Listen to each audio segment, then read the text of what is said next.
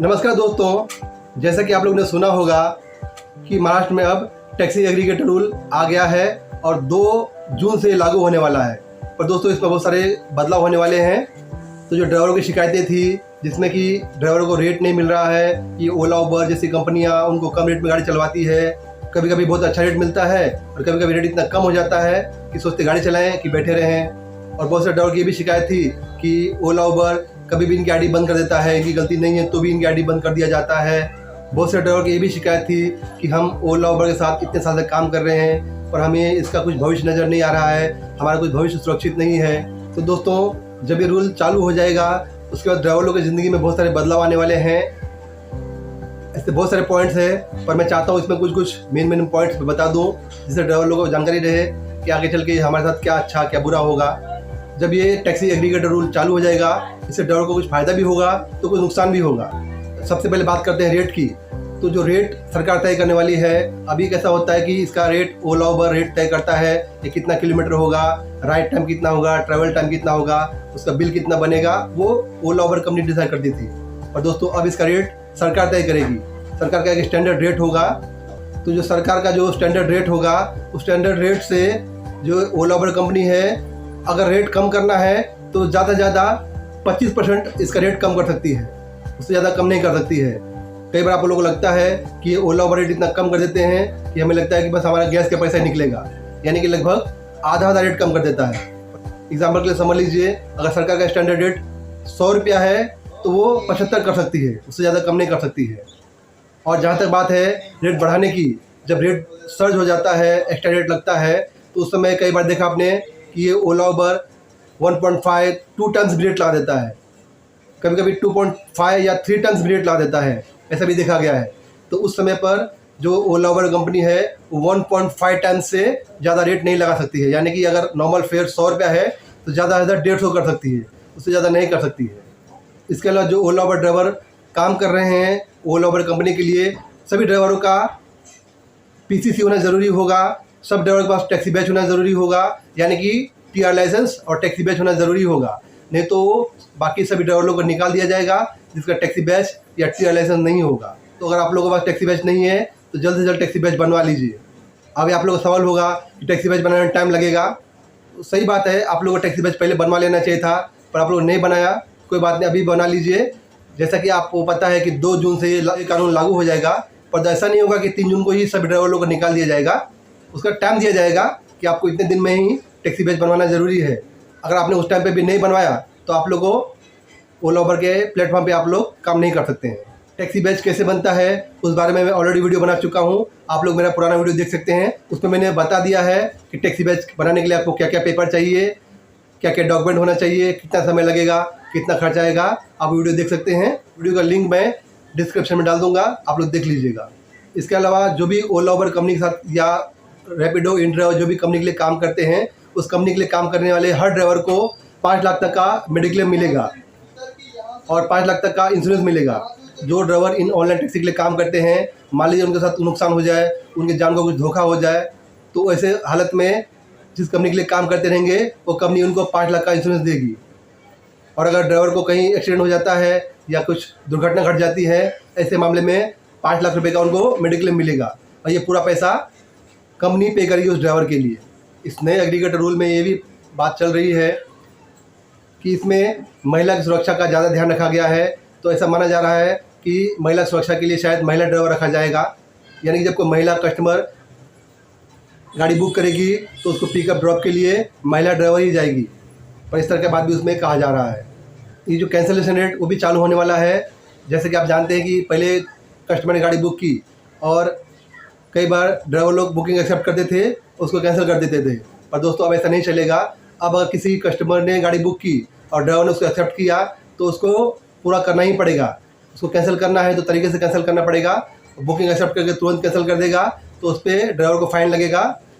वो जो booking amount होगा उसका लगभग 10% या मैक्सिमम 100 रुपया कुछ कैंसिलेशन चार्ज लगने वाला है ड्राइवर को।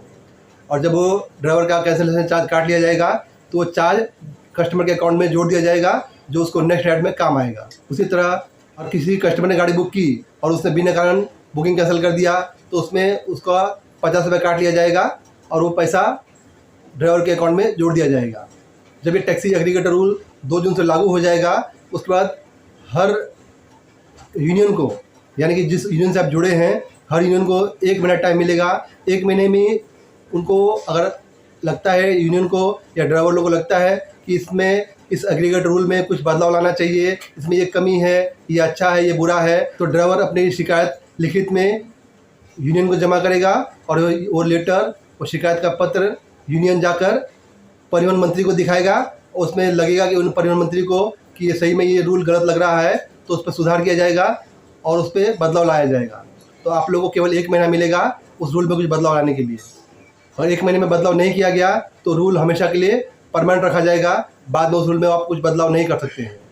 इस नए एग्रीगेटर रूल में ये भी लिखा गया है कि जो प्राइवेट गाड़ियाँ हैं वो भी इसमें काम कर सकती हैं। यानी कि जो प्राइवेट गाड़ियाँ होता है वो हफ्ते में 14 ट्रिप ले सकती हैं।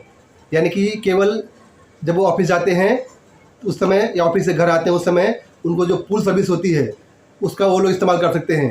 एग्जाम्पल के लिए समझ लीजिए, अगर कोई पैसेंजर बोरीवली से वर्ली जा रहा है सुबह सुबह अपने ऑफिस में, तो उस समय वो पूल सर्विस का सेवा दूसरे लोगों को दे सकता है।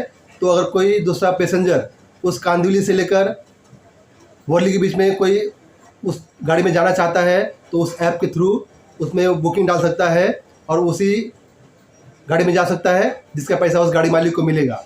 और जब शाम को जब वो गाड़ी वाला वर्ली से वापस बोरीवली की तरफ आएगा उस समय वो वापस ऐप चालू कर सकता है। अगर उस समय किसी पैसेंजर को वर्ली से बोरीवली साइड आना होगा तो उसको वो ऐप के थ्रू गाड़ी बुक कर सकता है और उसी कस्टमर के साथ वापस आ सकता है, जिससे उनको पैसा कम मिलेगा क्योंकि पूल सर्विस होगी। हालांकि मुझे लगता है ये गलत रूल है, क्योंकि ये प्राइवेट गाड़ी वाले वाइट नंबर प्लेट वाली गाड़ियों को ये जो सर्विस दिया जा रहा है ये गलत सर्विस है। इससे जो टी परमिट गाड़ियाँ हैं उनको नुकसान होगा, क्योंकि मुझे लगता है कि ये टैक्सी सर्विस केवल टी परमिट गाड़ियों को ही मिलना चाहिए, ये वाइट प्लेट गाड़ियों को नहीं मिलना चाहिए। पर सरकार ने ये भी नियम लाया है, अब देखते हैं इसमें क्या बदलाव होगा, उस समय की बात है। और जहाँ तक मेरी जानकारी है, अभी जो भी ड्राइवर लोग हैं वो एक साथ ओला, उबर, रैपिडो, इनड्राइव या क्विक राइड जो भी कंपनी है, एक ही ड्राइवर 5-5 कंपनी के लिए एक साथ काम करता है। पर तो दोस्तों जब ये रूल चालू हो जाएगा तो ये 2 जून से नहीं लागू होगा, इसको समय लगेगा इम्प्लीमेंट होने के लिए, तो शायद इसको 1-2 महीने लगेगा। और उसके बाद हर ड्राइवर केवल एक ही कंपनी के लिए काम कर पाएगा। चाहे ओला के लिए काम करे तो केवल ओला के लिए काम करेंगे, या उबर के लिए काम करना है तो केवल उबर के लिए काम कर पाएंगे। आप एक साथ 2 कंपनी के लिए काम नहीं कर सकते हैं। इसके अलावा हर ड्राइवर को किसी न किसी यूनियन से जुड़ कर रहना पड़ेगा। यानी कि आपका जो भी शिकायत होगा, आपको किसी कस्टमर ने बिल नहीं दिया या कम बिल दिया या बिना बिल दिए भाग गया, या आपका कुछ झगड़ा हो गया किसी से कस्टमर से, या आपको कुछ प्रॉब्लम हो रहा है, या कुछ भी शिकायत है आपका किसी कंपनी के लिए, किसी कस्टमर के लिए, तो ड्राइवर को डायरेक्ट कंपनी को नहीं बोलना है, वो अपने यूनियन का जो लोग होंगे उनको बोलना है। यूनियन के आपके मेंबर होंगे, वो आपकी कंपनी से बात करेंगे और अगर प्रॉब्लम ज़्यादा बढ़ा पाया गया तो ड्राइवर को और कस्टमर को दोनों को उस ओला उबर कंपनी के सामने खड़ा किया जाएगा और वहाँ पर मैटर सॉल्व किया जाएगा। अगर आप किसी यूनियन से नहीं जुड़ेंगे तो आप ऐसी कंपनी के लिए काम नहीं कर पाएंगे, क्योंकि आपकी जो भी शिकायत होगी वो आप अपनी डायरेक्ट कंपनी को शिकायत करेंगे और आपकी कंपनी आपकी सुनवाई नहीं करेगी। इसमें खास करके जो कस्टमर का और ड्राइवर का जो स्टार रेटिंग होता है उसके बहुत ध्यान रखा गया है। और किसी ड्राइवर का स्टार रेटिंग 4 से कम हो गया तो उस ड्राइवर का आईडी ब्लैकलिस्ट कर दिया जाएगा। यानी कि हमेशा आपको रेटिंग आपका सुधार कर रखना पड़ेगा। और आपने रेटिंग कम हो गया आपका तो आपके लिए बहुत खतरनाक होगा। यानी कि हर ड्राइवर को कस्टमर को अच्छी सर्विस देना पड़ेगा और उम्मीद रखना पड़ेगा कि हमको कस्टमर 5 स्टार रेटिंग दे। जो ड्राइवर की रेटिंग ख़राब हो जाएगी उनको एक बार वार्निंग दिया जाएगा कि आपका रेटिंग कम हो रहा है, आप इस पर ध्यान दीजिए। और अगर फिर भी ड्राइवर ने वो रेटिंग पर ध्यान नहीं दिया और उसका रेटिंग कम होते गया तो एक समय के बाद उस ड्राइवर को उस प्लेटफॉर्म से बाहर निकल दिया जाएगा, उसको आईडी ब्लैकलिस्ट कर दिया जाएगा।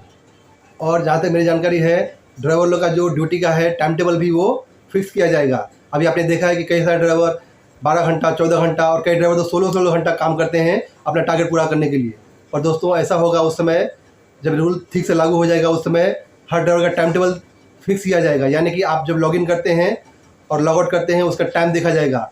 तो शायद 8 घंटा या 10 घंटा, मुझे एग्जैक्ट पता नहीं है, ये 8-10 घंटा या 12 घंटा जो भी टाइम रखा जाएगा, उस टाइम के बाद आपका जो डिवाइस है वो ऑटोमेटिक लॉग आउट हो जाएगा। तो आप उस टाइम के ज़्यादा काम नहीं कर सकते हैं। और जब लॉग आउट हो जाएंगे उसके बाद आपको कम से कम 6 घंटा 8 घंटे का आपको गैप दिया जाएगा, उसमें आपको आराम करना है या जो भी करना है, उसके बाद ही आपका जो डिवाइस है वो फिर लॉगिन हो पाएगा।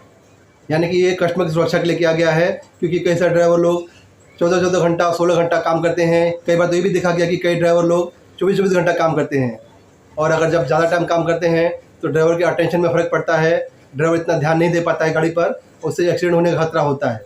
ड्राइवर का जो ड्यूटी है, टाइम टेबल उसको बनाया जा रहा है, जिससे ड्राइवर का भी सुरक्षा होगा और कस्टमर का भी सुरक्षा होगा। पर मेरी जानकारी के हिसाब से हर ड्राइवर का लगभग हर साल पीसीसी किया जाएगा, ताकि जो पीसीसी में वो ड्राइवर जहाँ पर उसने एड्रेस दिया वहाँ पर रहता है कि नहीं रहता है, उस ड्राइवर पे कुछ क्रिमिनल केस तो नहीं हो गया है, तो उस पर कुछ कार्रवाई तो नहीं हो रही है पुलिस की, वो सब देखा जाएगा। अगर आपका पीसीसी खराब पाया गया तो आपकी आईडी को बंद कर दिया जाएगा। यानी कि हर ड्राइवर को अपना जो रिकॉर्ड है अच्छा रखना पड़ेगा, उस पर कोई भी क्रिमिनल केस ना हो पाए, उस पर कोई पुलिस केस ना हो पाए, इस बात का ड्राइवर को ध्यान रखना पड़ेगा। क्या गाड़ियों का रेट लगाया जाने वाला है, हैचबैक के लिए, सीडान के लिए या बड़े प्राइम गाड़ियों के लिए क्या रेट होगा, वो रेट जल्दी तय होने वाला है, जल्दी ओपन हो जाएगा। हालांकि मेरी जानकारी में है कि 16 रुपया हैचबैक का होगा, 20 रुपया या 22 रुपया सीडान के लिए होगा, 26 से 28 रुपया करीबन प्राइम के लिए होगा। पर मुझे एग्जैक्टली मुझे पता नहीं, इसलिए मैं आपको बता नहीं रहा हूँ। जल्दी इस बारे में जानकारी दी जाएगी तो मैं आपको अपडेट करूँगा। और जो भी बुकिंग का अमाउंट होगा उसमें 80% ड्राइवर को पैसा ज़रूर मिलेगा। कई बार आपने देखा है कि कंपनी 25%, 30%, कई बार ऐसा भी देखा गया है कि 35% तक कमीशन काट लेती है। पर दोस्तों आगे ऐसा नहीं होगा। जो भी कस्टमर का अमाउंट होगा उसका आपका 80% पैसा आपको ज़रूर मिलेगा, इस बात का पूरा ध्यान रखा जा रहा है। यानी कि अमाउंट में आपको 80% मिलेंगे ही मिलेंगे। दोस्तों इसमें और बहुत सारे पॉइंट्स हैं, पर और ज़्यादा पॉइंट बोलूँगा तो वीडियो बहुत लंबा हो जाएगा। दोस्तों वीडियो से कुछ जानकारी मिला होगा तो लाइक कीजिएगा, कुछ पूछना तो प्लीज़ कमेंट कीजिएगा, मैं कमेंट में जवाब देने की कोशिश करूँगा।